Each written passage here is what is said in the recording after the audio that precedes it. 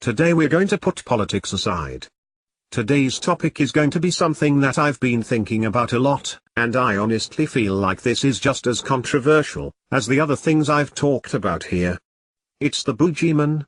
It's the thing we accept at face value because it's the usual thing to do.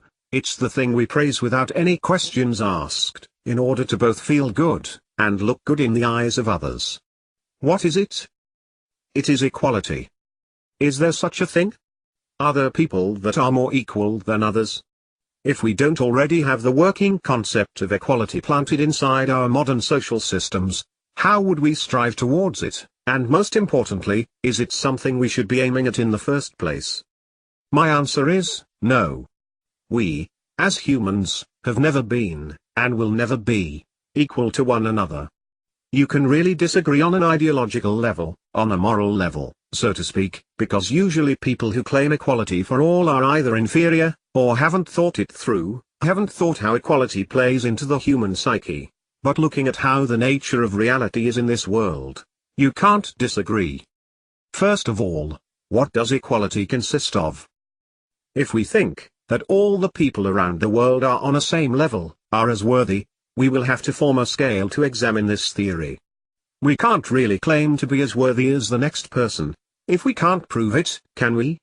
Otherwise the whole concept of equality would just be a bunch of idealistic nonsense that bears no weight in the real world, which it is. So, put it in a scale.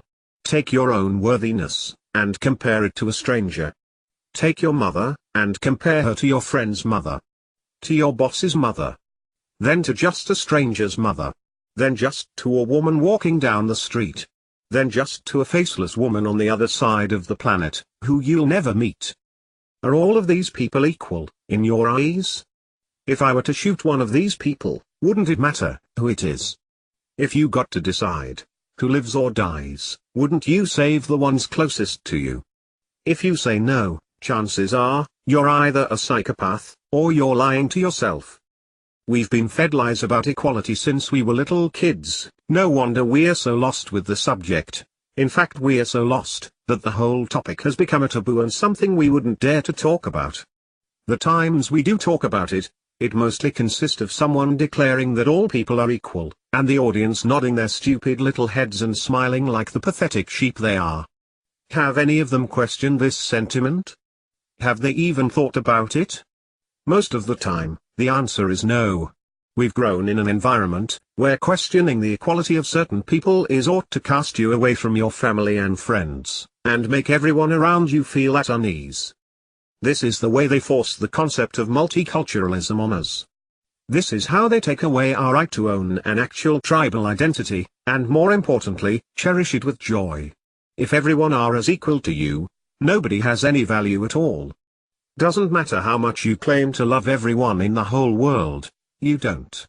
This is an empty virtue signal, and it doesn't interest me in the least. Does your body form oxytocin, no matter who you are with? Do you feel love when you meet your new boss? When you see the mailman at work? When you say hi to the cashier at the store? No. Absolutely not. If your body loved everyone and valued them all the same, you'd be a mess, and probably live in a mental hospital under a heavy medication, because you know what? The world is a fucked up place. Life is beautiful is a mantra for the privileged youth living in first world countries, driving their daddies' cars and spending their parents' money. It's an empty sentence, and can be translated into look at me, I'm pretty great, aren't I? World is a fucked up place to live in, and that is why we can't simply choose to care about everybody.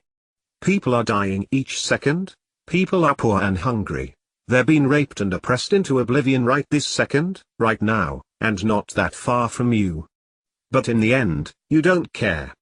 You can read the news about a terrible bombing in a country you've never heard of, where tens of people have been killed, and not care at all.